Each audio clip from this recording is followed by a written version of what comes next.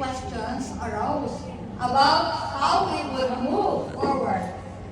In facing these challenges, ever na ginanap ng inyong maganda. Pagsinipag ay talagang sipag na sipag. Diba? Yes! Ang aking mentor, walang iba kundi ang inyong VP ng Summit Letter. Kasama natin si Miss Rolly Ibarra. Pangalawa, yung mga bumubuo ng Summit, ang dati ang unbeatable na Prime Network, and then si Eliza. Sana kaya napunta si Eliza? Ayan. nalaban yan! Ayan ha.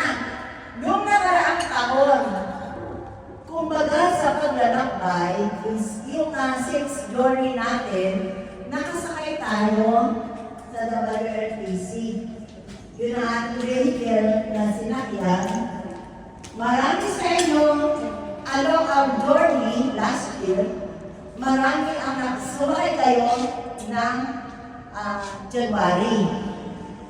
Come along the way, ang maraming pumaparang bumababa. Hanggang sa yung natira, yun ang nakarating sa pinali. Nakukuha ba niyo ako? Yes po. Ayun. Yung mga bumaba, saan kayo napunta?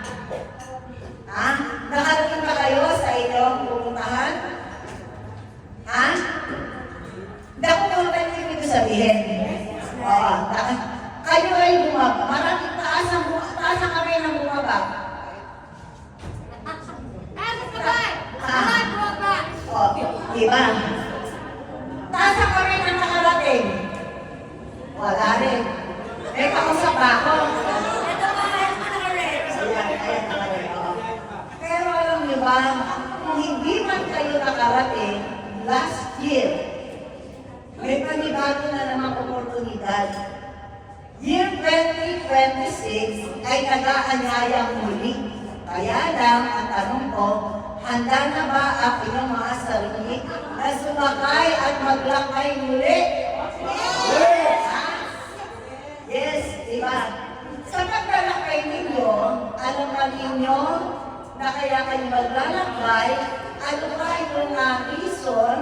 Ano ba yung deepest why nyo? Kaya gusto nyong sumakay at makarating sa destinasyon. Gusto natin marating. Ano yung destinasyon na yun? Tagumpay. Sino gusto ka tagumpay sa isang taon? Yay! Ano? Bakit kayo sasakay? Alam ba ninyo yung dahilan? Bakit gusto nyo sumakay para kayo na tagumpay? Yes! Ha? Alam. Kasi alam nyo ba, nalulungkot ako. Isang taon ang lumipas, parang 3-4 lang ang nakita ko hindi bumaba.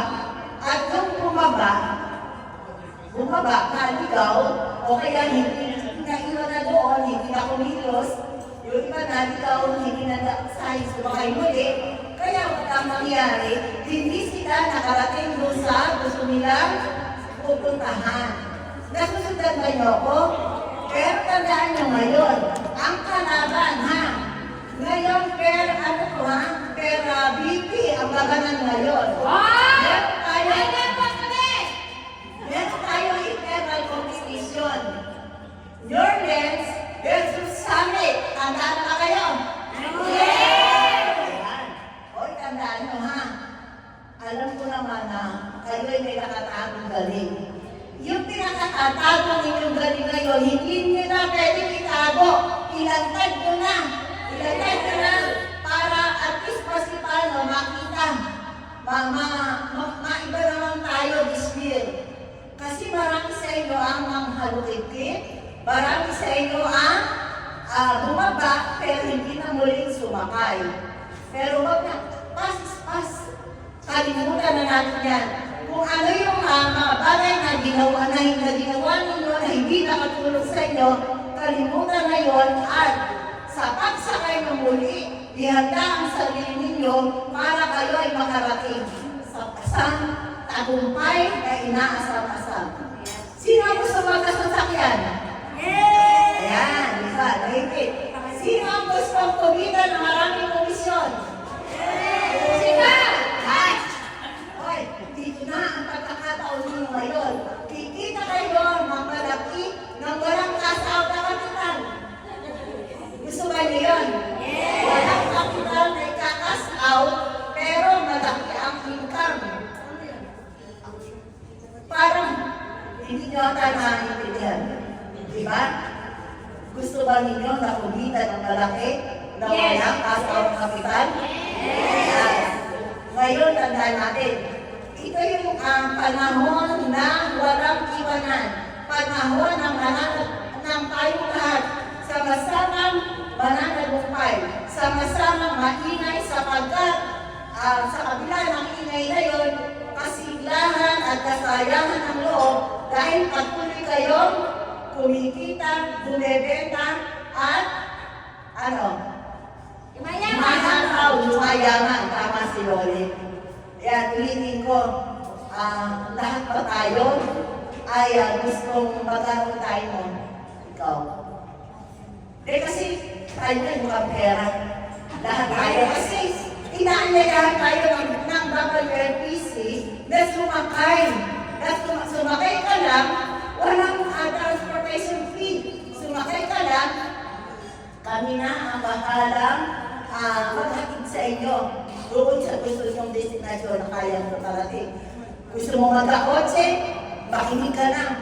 Mula Ilero, sa paglalakbay natin, be sensitive. Pag sinabi sa inyo na dito tayo, isa cover o siyempre, prepare yourself. Kasi ang nangyayari sa bawat isa, kalaban ng sarili. Kaya nakatandaan nyo, the battle is within ourselves. Kapag sa sarili ninyo, hindi nyo napaglabanan yung mga hindrances na nakabalakid sa tatahakan natin, hindi nyo mararating. Ang gagawin natin, yung mga hindrances na yan, gagawin natin opportunity. Bakit opportunity? Kapag tumingin ka sa problema, doon ka natalo ka. Pero lahat ng problema, susolusyonan mo, yan, naging opportunity yan. Kaya lahat tayo titingin sa oportunidad.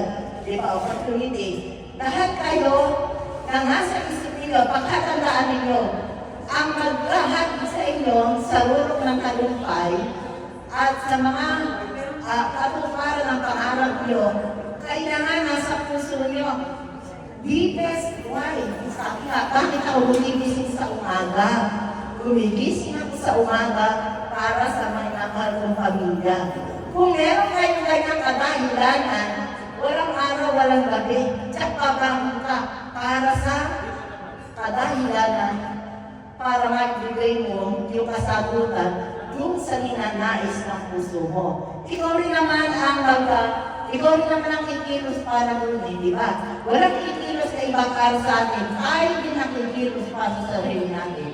Kung gusto mong ikaw ay lumago, kung gusto mong ikaw ay lumaki, at maging successful, sa atin nagmumula yun, sa atin. Tayo, suporta lang si Miss Ronnie, suporta lang ang sales manager, suporta lang ang mga ADPs, lahat sa inyo magmumula. Way back, sa kwento lang po, guys, si kwento lang. Way back 1995, April, nirecruit po ako ni Miss Ronnie.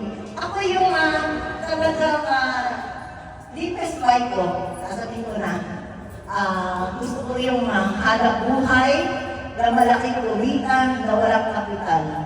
Ako po ay empleyado, may professional, 7 pesos per day, di pa po dumadating ang 15, ubos na po, di ba? So, ganun din. Katapusan, ganun din. Sabi ko, Lord, gusto ko, ano po yung kasama sa El Shaddai? Mahaba yung kwento ko, makikita ba nyo? Yes, po. Yes. Sabi ko rin, iniganyo ko ni Loli. Pinagbigan ko naman si Loli. Noong ako ay nasa training na, noong nung nagtitrain ako, nakaupo ako sa sino nga trainer natin nung si Mr. Roa. Si Mr. Roa, while on training, sabi ko sa sarili ko, meron akong dalawang katanungan, pakatandaan nyo ha. Kaya ko lang ito sinishare sa inyo para makakulit kayo ng kaunting aral para o kaya experience. Baka saan makatulong sa inyo. Sabi ko, hanggang nakikinig ako ang sabi ko, unang question ko, kung ako ay mag-i-stay at mag-i-stay dito, where am I going? Saan ako makakarating? Ano ang direksyon ng pupuntahan ko kung saan sakay ako sa vehicle ng Asian Land? Balore, sumakay ako. Hindi ako bumaba. Ito sinasabi ko sa inyo. Then, after ng training, nung nakakarinig ako nung nagtitraining, yung nakatanungan ko. After ng training, narinig ko, meron pa doon, testimonial. Ang sabi niya, as part-timer, tandaan mo, kumikita siya ng 100,000 a month. Employee po siya sa governor's office. Pero, parang nag-trigger sa tainga ko. Sabi ko, part-timer, bumibenta ng 100,000 a month. How much more kung ako ay mag-full-time? So, ang sabi ko, na-decide ako, alam ko na, where am I going? Alam ko na. Ang pangalawang tanong ko, how can I get there kung ako ay mag-full-time? Ibig sabihin, paano ko mararanasan, paano ko makararating sa kanyang kinalalagyan kung ako ay mag-full-time? Nakaba niyo, where am I going? How can I get there? Yun nga, sa tulong ni Miss Loli, ang sabi niya after ng training, sabi niya, ate, magbigay ka sa akin ng taong pupuntahan natin. So, nakinig naman ako. Eto, tandaan mo, naging sensitive ako sa lahat na sinasabi niya. Naging masuguri din, nag-ano ko yung sponsor ko sa munisipyo, nakakita ako ng oportunidad. Nagbigay ko na isang tao sa kanya. So, yung tao ngayon, pinuntahan namin, hindi ako makilala. Pero makilala ko siya dahil prominent yung tao.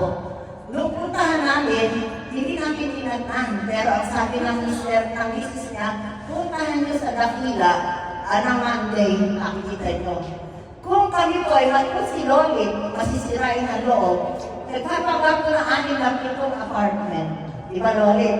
Pero, hindi kami natakot. Ang sabi ni Loli, ako bahala. Kasi alam ko naman may kakayahan eh. Yun ang unang benta ko. Pinuntahan ko pinuntahan ni Loli pinausap. Ang sabi ni Loli noon sa akin, tandang-tanda ko, ate, 3 buwan lang kitang ikakali, pagkatapos ng 3 buwan, bahala ka na sa buhay mo. Diba? Dito may pagkatakot ako, kasi siyempre, galing nila, biliner ako. Pero naging challenge po sa akin yan. Hanggang si Loli, makinig kayo, hanggang si Loli nag-represent, nakikinig ako. Kung paano siya mag-handle ng objection, nakikinig ako. Kung paano siya mag-present sa kliyente, kung paano niya i-justify yung mga tanong, nakikinig ako. So, yung lahat na yun, ang ginagawa ko. Then, ito ay sinabi niya, after 3 months, tinawag niya ako. Pero, ito tandaan niyo, noong going back ko sa bayan, ang sabi niya, ito na rin niya ha, nung kausapin niya, ang sabi niya, huwag diyan ka muna, magdasal ka. Ang sabi niya, 6 ang kukuhanin nito. Totoo po. Pagkatapos nga, nung magkita-kita kami, pagkatapos niya makausap, sa galing niya mag-present, nakumbinsi, 6 na lote, ang kukuhanin. Sa Royal Estate, yung mga apartment ko na 6, yung buwang aking unang benta. At pagkatapos noon, ito pang natrigdin. Alas 3 ng hapon, pupunta ako sa office, nagbayad ko ng bukas. Kaya ang kaganda sa office noon, pagtalikod ng bayad, kuha mo na commission mo, di ba, Loli? Si Loli, parang mahirap natin, posible. Ang kinatok niya gano'n, mas nagbimitig. ang komisyon namin na, kaya po ganyan, tuwa ako, ang sabi ko, ganito lang pala kadali kumita ng pera. Ilang oras na kami ng trabaho, 6 na lote, pulkas, pagkano tayo mo, 5 lote. Naku, gusto lang. 7 pesos na tayo, magkano yun, di ba? Ayan, yan ay inisya lang. Hanggang pagkaraan ng 4 na araw, meron na naman, tinatawag na naman kami. Yung pamangkin niya bumili ng 3, kaya ang benamano ko, siyang sa 1 linggo. Yan po, di ba ulit? Siyang na lote ang amin. Kaya para po ako naging adik lalo sa pagbibenta. At kami sa tuto ni Lolet sa akin, sumagot ko na natubo, lahat ng base area, binabangka namin. Lahat araw ng linggo, nasa harap kami ng simbahan, ano kami, nanggalilipeting talaga kami ay nag-i-stay doon. Hanggang nakarecord kami ng mga taga-makabebe. Lalo po kami sa record ay sinuwerte. Kasi lahat ng na-record namin, talagang pinuli 4, hindi 3. Siya sales manager ko. Tapos naging ADP na pumunta ko ng SM. Yan po ang problem namin. At natatandaan ko noon, di naman po sa kayabangan, at meron naman talagang proof based sa computer, 70% po na Royal Estate, pangalan namin yung Royal ang nakalagay sa computer. So, yan. Wala po ako po simpleng may bahay na nangarap na gusto ko kumita ng walang cash out na kapital, pero maganda po ang income. At sa tingin niyo po, at my age sa ngayon, bakit po ako naralito pa? Ito ba? Nag-iingay pa rin po ako. Kasi ito yung hanap buhay na walang kapital, nakikita ka ng maganda. Plus factor pa rin na you're in good hands with Lloyd Ibarra sa pagkatiyan ay tuturuan ka. Kaya lang, please take advantage yung oportunidad na ibibigay niya. At natutuhan ko rin kay Lolit, nung bitawan niya ako, natuwa ko sa sarili ko. Bakit? Nang patunayan ko na maski wala pala siya, kaya ko na pag-close. Kaya kayo, huwag malungkot kayo. Kapag isang taon na, sinasamahan pa kayo. Malungkot kayo. Kaya natuwa naman kayo kapag without your ADP, without your sales manager, in a given time, nakakapag-close kayo at your own. Kasi makikita na tunay na galing, ang tunay na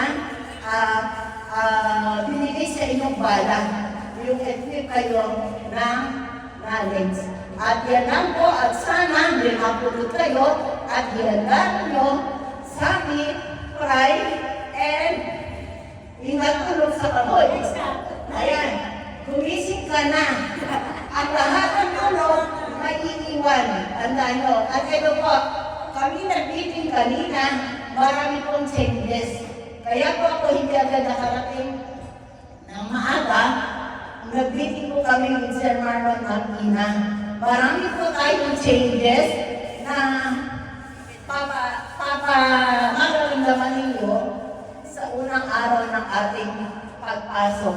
Meron po tayong mga, meron diyang quarterly local incentive, meron diyang competition. Tayo po ilalaban kay Lawrence, kay Welford, at saka sa amin. Handa na ba kayo? Yeah! Kaya kayo, hindi pwedeng matulog dahil may kalaban. Diba? Ano ka mo, Lawrence? Yes! May kalaban. Handa ka na. Thank you very much and advance Merry Christmas. At sana lahat tayo sama-sama darating sa pinali sa takdang oras at panahon next year ng 2026. Good luck and God bless. Thank you very much natin na nakalishkain. Saka napakagandang kwento, ano? Tuloy ko na napakaganda ng tandem namin ni nanay noon at talaga naman parang kayo nabuhulot ng pera, no? Kaya next year, ito year 2026, lalaban tayo. Amen? Lalaban tayo. Ang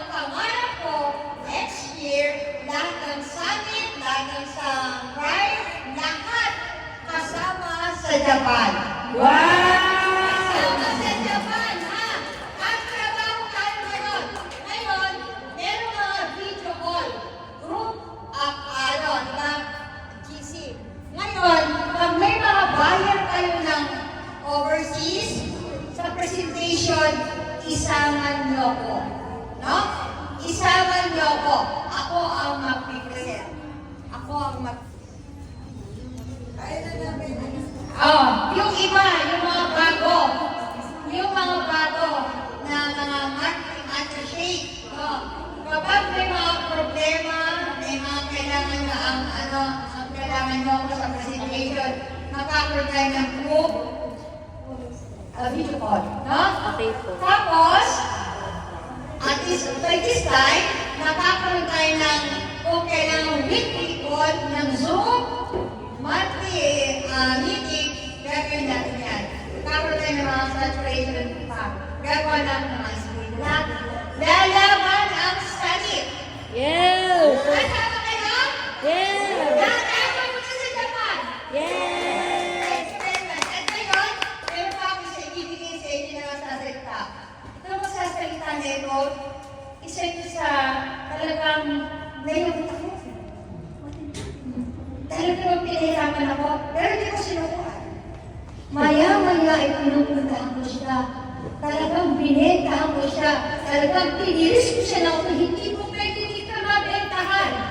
Pero nasaan siya ngayon? No? At siya man naman ko Pedro. Mag-test ko. Yay! Pinag ko siya na talagang grabe. Pinahirapan ako sa presentation.